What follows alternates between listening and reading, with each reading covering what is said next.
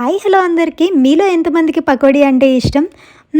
అయినా పకోడీ అంటే ఇష్టం లేని వాళ్ళు ఎవరుంటారు? నా పిచ్చి కాకపోతే. అది కూడా స్ట్రీట్ స్టైల్‌లో బండ్ల మీద దొరికే మెత్తటి పకోడీ.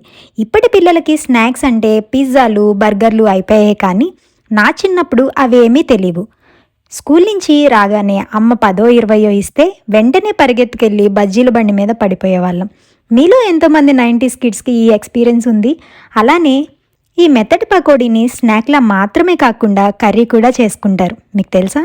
ఒక పకోడీతో మాత్రమే కాదు, వడలు, బజ్జీలతో కూడా చక్కగా చింతపండు పులుసు వేసి కూర వండుకుంటే అద్భుతహ అని తీరాల్సిందే. అంతేకాదు, వర్షం పడితే వీటి ప్రత్యేకత ప్రత్యేకించి చెప్పనవసరం లేదు. మరి మీరు కూడా వెంటనే ఈ వర్షాకాలంలో వేడి వేడి పకోడీ చేసుకొని తినేయండి. అండ్ వీడియో నచ్చితే కనుక సబ్స్క్రైబ్ చేసి సపోర్ట్ చేయండి. Thanks for watching.